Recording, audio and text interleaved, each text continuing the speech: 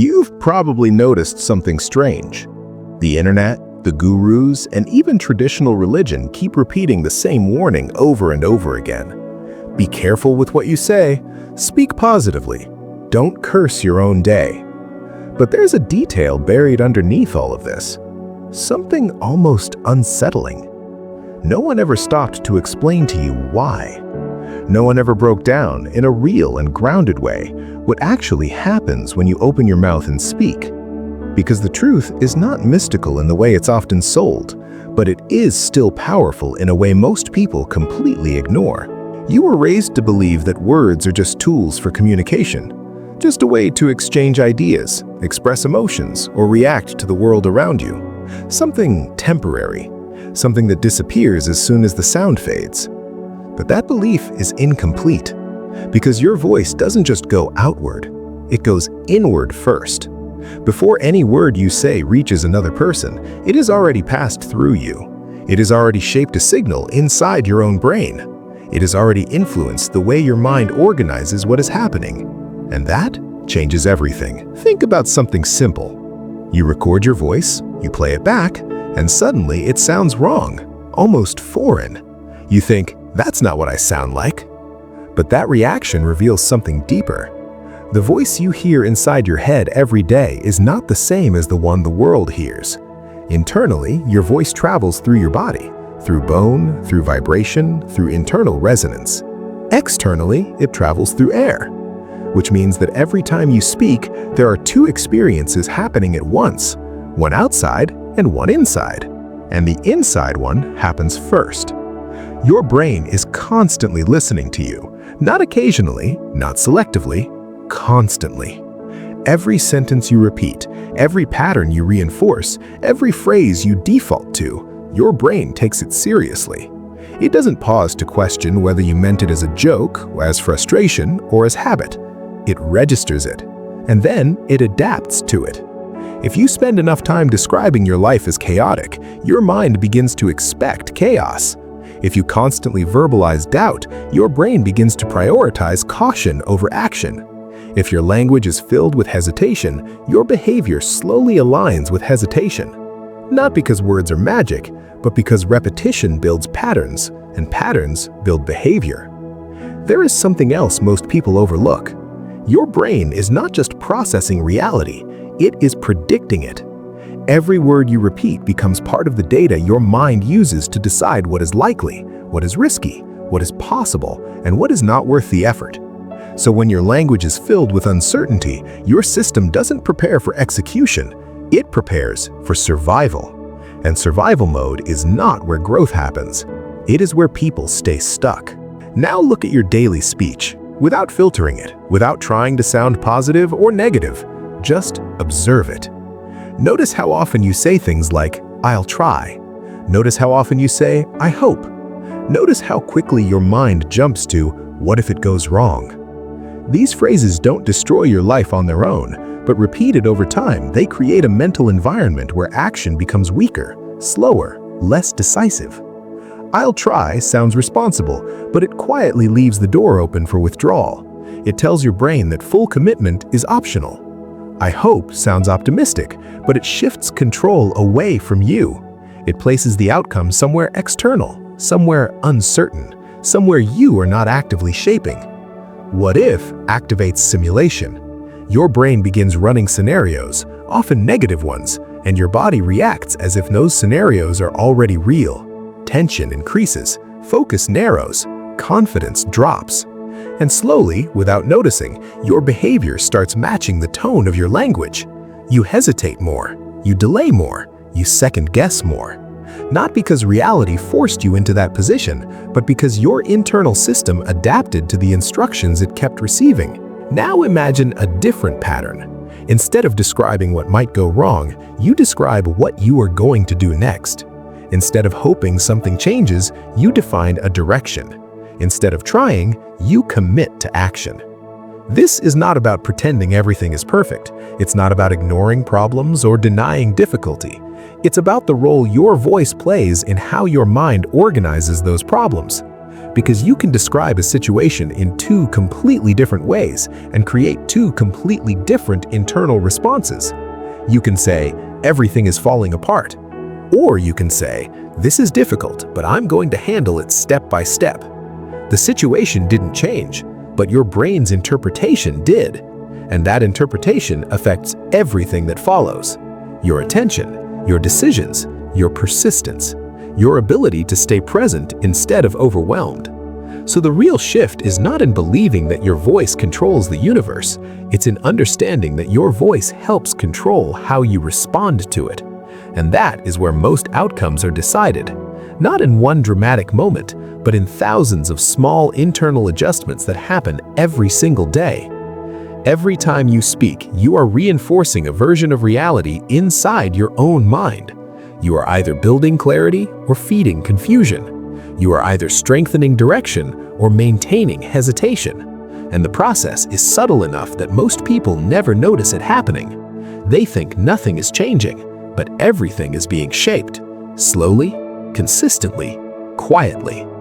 So instead of treating your words like something disposable, something that vanishes the moment it is spoken, start seeing them for what they really are: feedback, signals, inputs into a system that is always learning. You don't need to turn your voice into something mystical.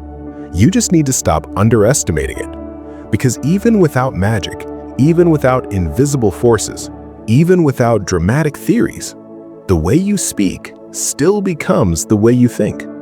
And the way you think becomes the way you act. And over time, the way you act becomes the life you end up living.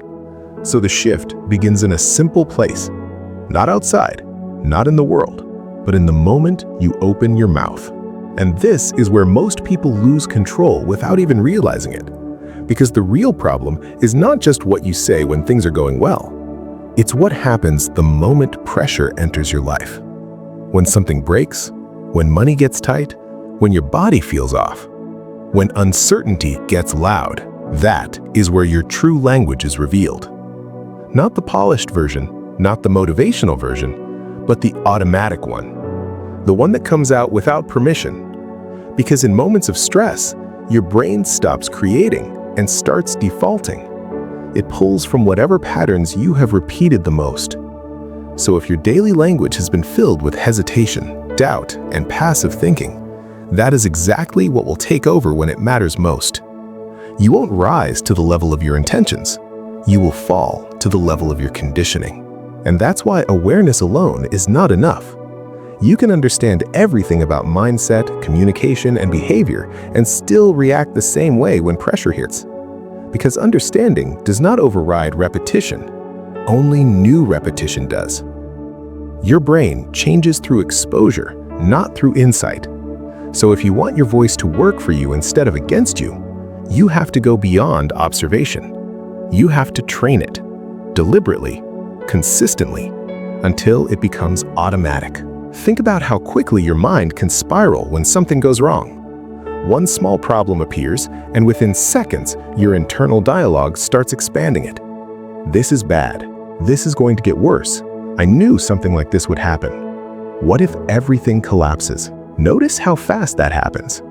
Notice how convincing it feels. But what's actually happening is not reality expanding. It's interpretation accelerating. Your brain is trying to predict outcomes as fast as possible, and it uses your language as fuel to do that. So the more dramatic your words are, the more dramatic your internal projections become. And once your body feels those projections as stress, your ability to think clearly starts to drop.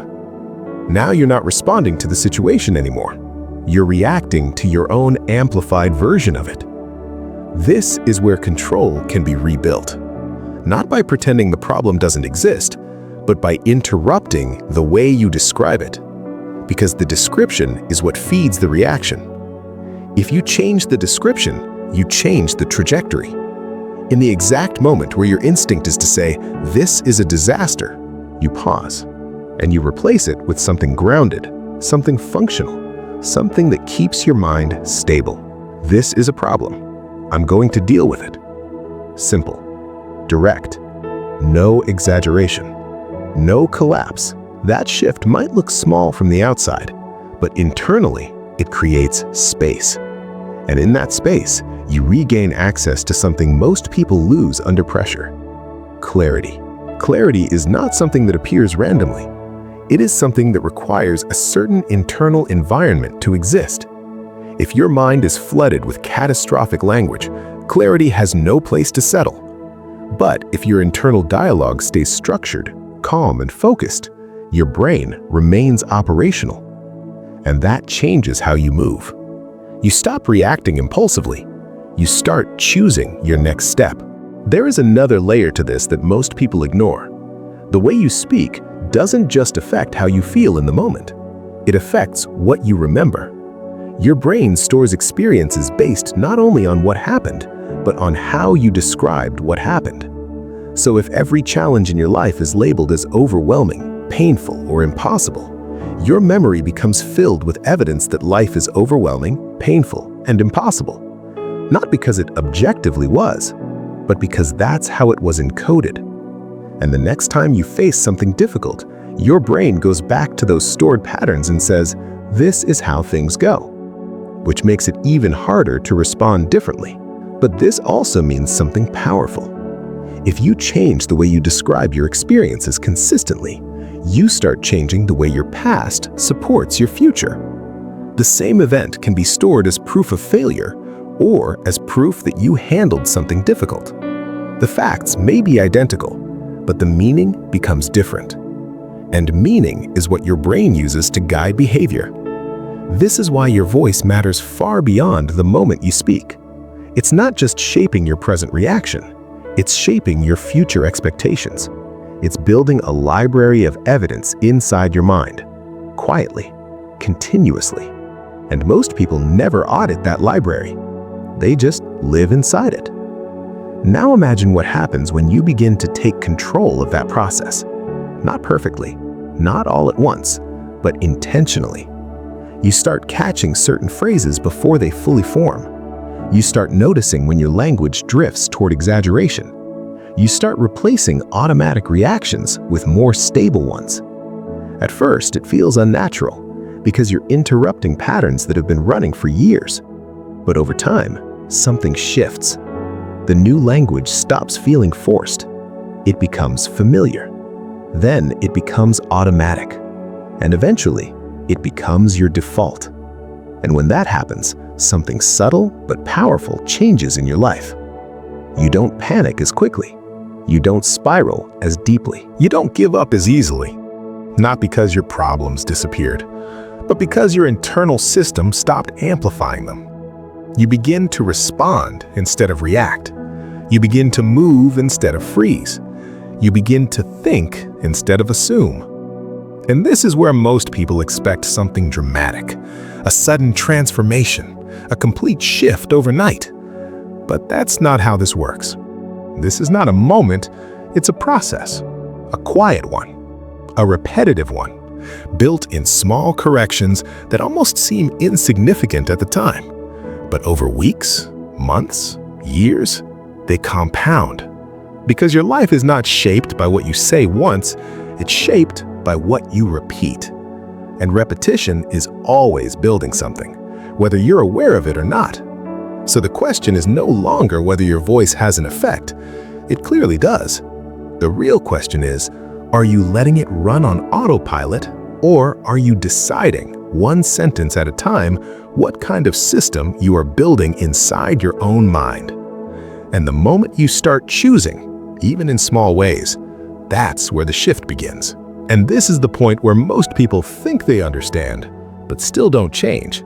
Because knowing is comfortable. Knowing feels like progress. But nothing actually shifts until your patterns shift.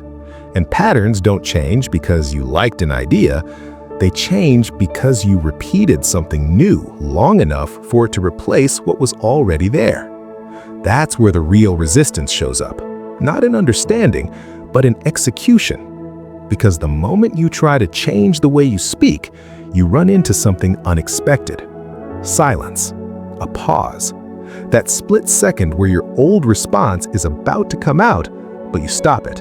And for a moment, you don't know what to say.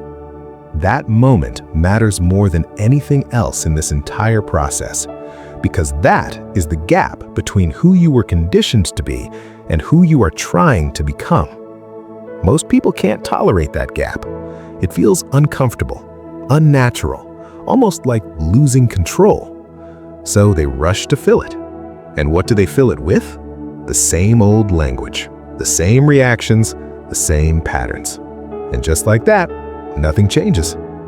But if you stay in that pause just a little longer, something different starts to happen. You begin to choose, not react, not default, choose. And at first, those choices are simple, short, almost mechanical. This is manageable. I'll handle this. Let's focus on the next step. It doesn't sound powerful. It doesn't sound dramatic, but it is stable. And stability is what your mind needs to stay functional under pressure. There's a misconception that powerful language has to be intense, that it has to sound like a speech, that it has to feel emotional. But the most effective language is often the most controlled, the most grounded, the least exaggerated. Because exaggerated language creates exaggerated reactions, and exaggerated reactions reduce your ability to think clearly. Now think about how this plays out over time. Every time something goes wrong, you have two paths. One is fast, automatic, familiar. The other is slower, deliberate, intentional. The automatic path will always feel easier in the moment because it requires no effort. But it reinforces everything you're trying to move away from. The deliberate path feels harder at first because it demands awareness. It demands interruption. It demands that you go against your default. But every time you choose it, even once, you weaken the old pattern and you strengthen the new one. This is not about being positive all the time. That's another trap, because forced positivity creates denial. And denial disconnects you from reality. You're not here to ignore problems.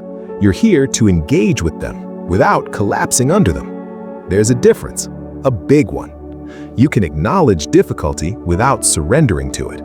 You can recognize pressure without amplifying it.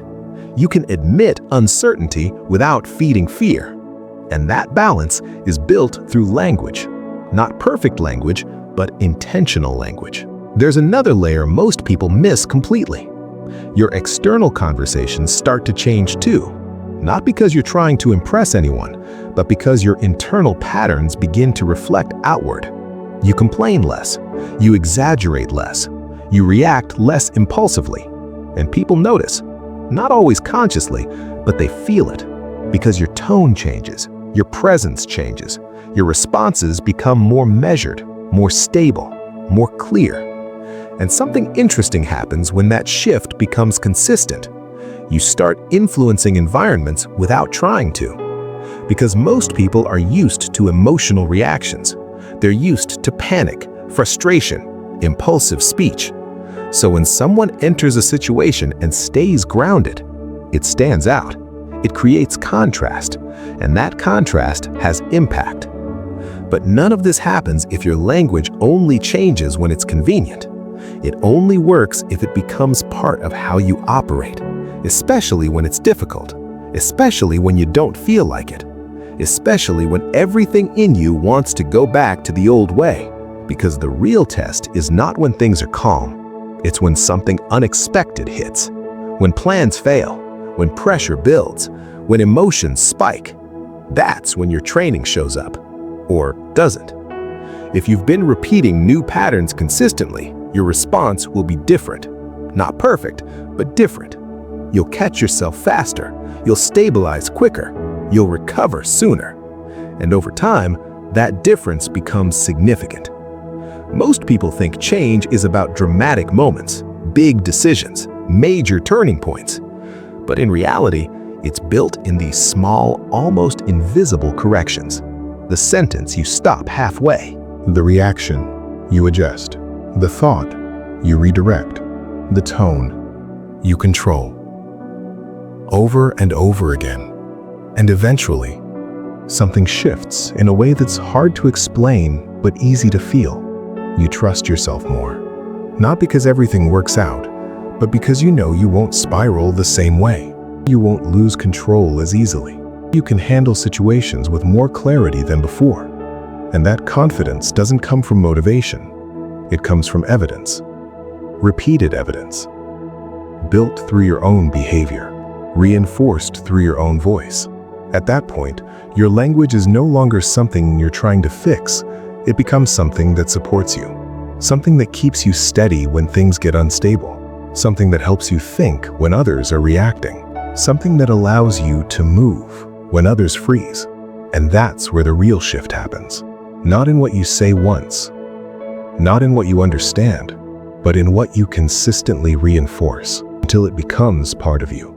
Because in the end, your voice doesn't control the world, but it plays a powerful role in how you navigate it. And the way you navigate it shapes everything that follows. And once you see that clearly, you can't unsee it, which means from that point forward, every word becomes a choice. And once you reach that point, something subtle begins to shift in the way you experience reality itself. Not because the world suddenly becomes easier, but because you stop amplifying everything that happens inside it. Most people don't live in reality. They live in their interpretation of it.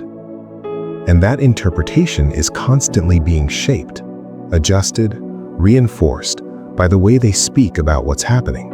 Two people can go through the exact same situation, same problem, same pressure, same uncertainty, and yet internally, they experience completely different realities. One feels overwhelmed, the other stays composed. One spirals, the other stabilizes. And the difference is not intelligence, it's not luck, it's not even experience. And language is one of the main tools that builds it. When your internal language is unstable, your perception becomes unstable. Everything feels bigger than it is, more urgent than it is, more permanent than it is. Your mind starts treating temporary situations as permanent threats. And when that happens, your body follows. Stress rises. Focus narrows. Your ability to evaluate options drops. And now you're not responding to reality anymore. You're responding to distortion. But when your internal language is structured, something different happens.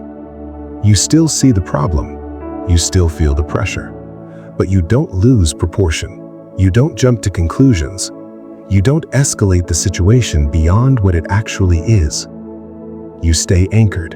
And that word matters more than most people realize. Anchored. Because when pressure hits, your mind is either anchored or drifting. If it's drifting, it attaches itself to whatever thought is strongest in the moment. Usually the most negative one, the most dramatic one, the one that demands the most attention. And once your mind attaches to that, it starts building around it, expanding it, reinforcing it until it feels real enough to control your behavior. But when you are anchored, you don't attach to the first thought that appears. You observe it, you evaluate it, and then you decide whether it deserves your attention or not. That is control. Not controlling what happens, but controlling what you build from what happens. And this is where your voice becomes more than just reaction. It becomes direction. Because the words you choose in those moments don't just describe your state, they guide it. They either stabilize you or destabilize you. They either keep you grounded or push you further into distortion. Think about how often people reinforce their own stress without noticing. They repeat the same sentence to multiple people. They tell the same story again and again, each time adding more intensity, more emotion, more weight. And with every repetition, the experience becomes stronger in their mind, more real, more overwhelming, not because the situation changed, but because the language around it did. Now imagine interrupting that cycle, not by staying silent, but by becoming precise, by describing things as they are, not as they feel in their most exaggerated form. Instead of saying, everything is going wrong, you narrow it down. This specific part didn't work. I need to adjust it. That shift brings your mind back into focus, back into something you can actually influence. because clarity reduces emotional noise. And when emotional noise drops, your thinking improves, your decisions improve, your timing improves. And over time, those improvements compound into something people often mistake for confidence. But it's not confidence in the traditional sense. It's stability, consistency, the ability to remain functional even when things are uncertain. And this is where a deeper level of control begins to develop, not just in how you respond to problems, but in how you prevent unnecessary ones. Because once your language becomes more precise, your thinking becomes more precise. And when your thinking is more precise, your actions follow that pattern. You plan better. You communicate better. You avoid mistakes that used to happen automatically, not because you became perfect, but because you became more aware of how you process things. There's also something else that starts to change: the way you interpret other people. When your internal language is reactive, you tend to assume the worst. You misread intentions. You jump to conclusions. You escalate small misunderstandings into bigger conflicts. But when your internal system is more stable, you create space before reacting. You question your first interpretation. You consider alternatives. And that alone can prevent a huge amount of unnecessary friction in your life. Most conflicts are not created by facts. They are created by interpretations layered on top of those facts, and those interpretations are often shaped by emotional language.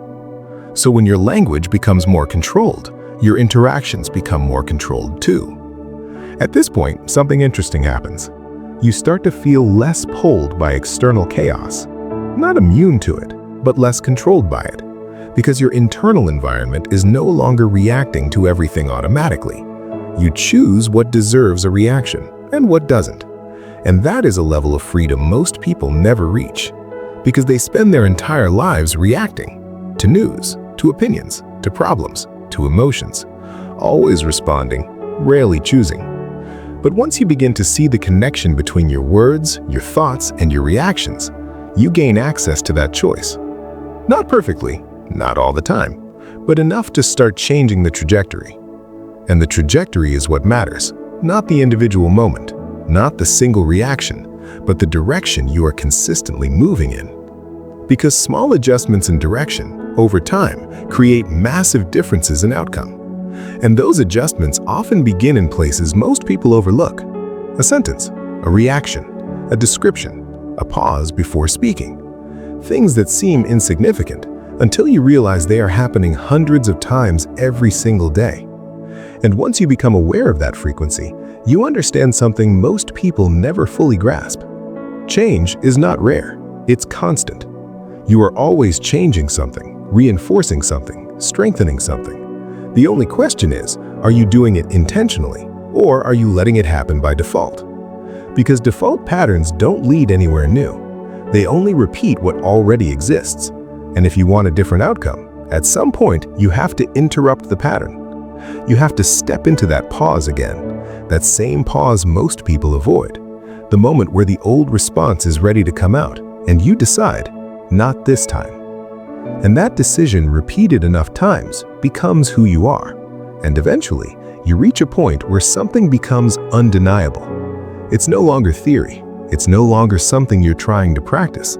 It's something you can feel. A difference in how you process pressure. A difference in how fast you recover. A difference in how steady you remain when things don't go your way.